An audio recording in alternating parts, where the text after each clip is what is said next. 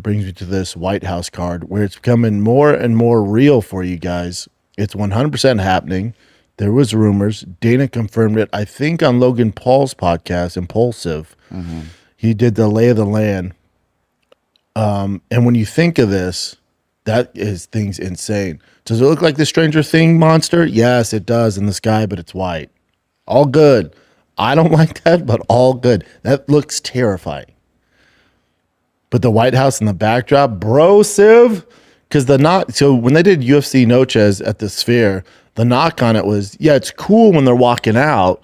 When the fighters actually fight, it just looks like another, main card. It looks like another pay-per-view. This does not appear to be that. You have the UFC fucking White House in the background. And take out your hatred for Trump. Take out your hatred for Dana White. Take out your hatred for, I guess, America in general. And if you can step back and realize this is top 5, one of the biggest moments in all of sports. What other sport could put on a fucking spectacle like this at the White House? NFL can't. You need 100 yards. You can't. They're not doing that. MLB ain't doing that. NHL ain't doing that. There's no other major sport that could put on their product on the lawn of the goddamn White House. It is a major, major event. So if you think that our little niche sport, it still hasn't arrived, isn't a big deal, this is the biggest deal. Again, take your hatred out for Dana, Trump, all that, whatever. If you just look at it, you're like, whoa, there's an actual major sport going down at the lawn of the White House. That's how far we've come. Now, does this ever happen again? The answer is probably not. The reason this is happening, we all know this, it's the elephant in the room. The reason this is happening is Dana and Trump are boys. They're probably fucking around, drinking whiskey, and Dana goes, dude, we should do a UFC fight at the White House. And Trump's like, I'd do that. He goes, really? He goes, yeah, man. And the next day they sober up, they're hanging around. And then Dana's like, holy shit, he actually said he would do it. So then he reaches out to Trump. Trump's like, yeah, dude, I'm serious. I'm down.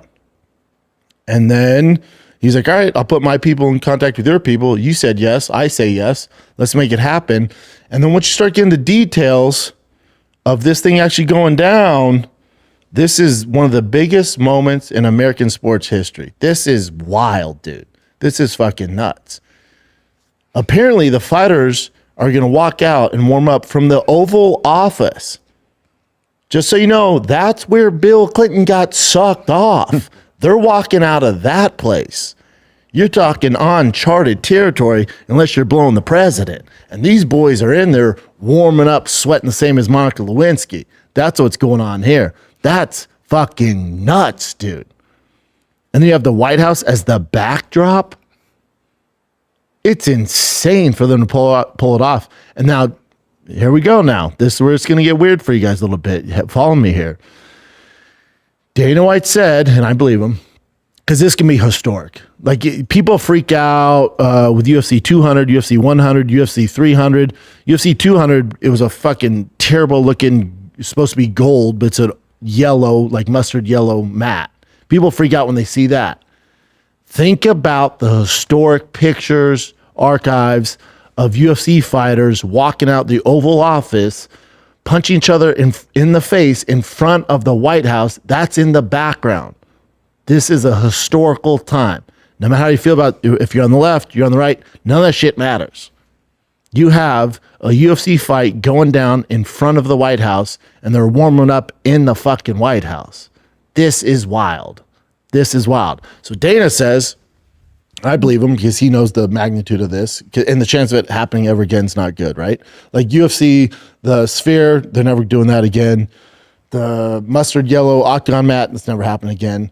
This is bigger than all those. UFC 100 was lit, 200 is lit, 300 lit-ish. If you're new, you're super lit for you. For me, it was kind of whatever, watered down. But still, all those are big deals. This can be a bigger deal than all those combined.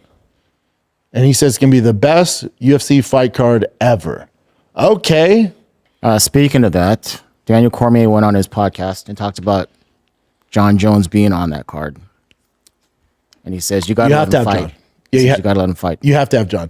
I think what Dana's doing in the media is if you want to get Jon to do something, tell him he can't do it. And that's exactly what he's doing to make sure he's reliable and shows up. These are all mind games here. DC's 100% correct. You can't have a White House card without Jon Jones. He's the best American we have. He's the greatest of all time. And the question is, do you do it against Tom Aspinall where he'd probably be an underdog? Or do you do a big fight against Alex Pierre where he's probably going to win? Do you put the odds in his favor? Do you want it to be a big celebration of America and Americans beating ass? That's tough to do against Tom Aspinall. Yeah. That was one of his points too, like to have an American champ, obviously. And Tom is going to be very, very difficult. Yes, Tom's a difficult task for him. Want to hear a little bit? Yeah. At the end of the day, when we're fighting at the White House, you want American people that can win. At the end of the night, Noche UFC last week in San Antonio had 6 Mexican-born fighters. They won all 6 fights. They had 3 American fighters of Mexican descent, and they all won. It felt good for the people leaving the arena that night because the people that they went to support had all found success. Mm-hmm. Imagine if we're on the White House lawn and the Americans aren't winning fights.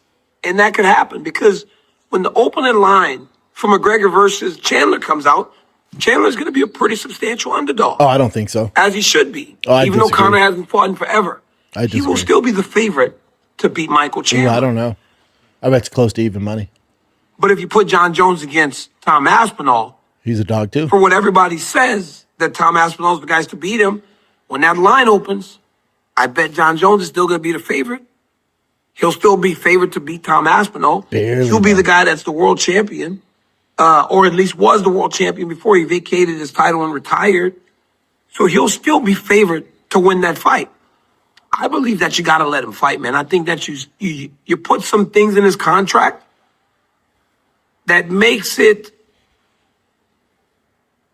very costly to not follow through. You understand? So if you put Jon Jones on the White House card, say something happens in the law and he has to be pulled off the card, $1 million. Say he just says he doesn't want to fight, $1 million. Say he doesn't. What world is DC say he gets living in? Injured, then it should be less, as long as the injury can be proven. If the injury is proven, charge him nothing. He's just a normal fighter that got hurt in training camp. But you put these safeguards in place to make sure that he shows up there. Because one, you pick a card with him and Conor McGregor, massive eyes will be on that card. And two, you put an American guy in there in the main event that has a real chance to win the fight and send everyone home feeling very good.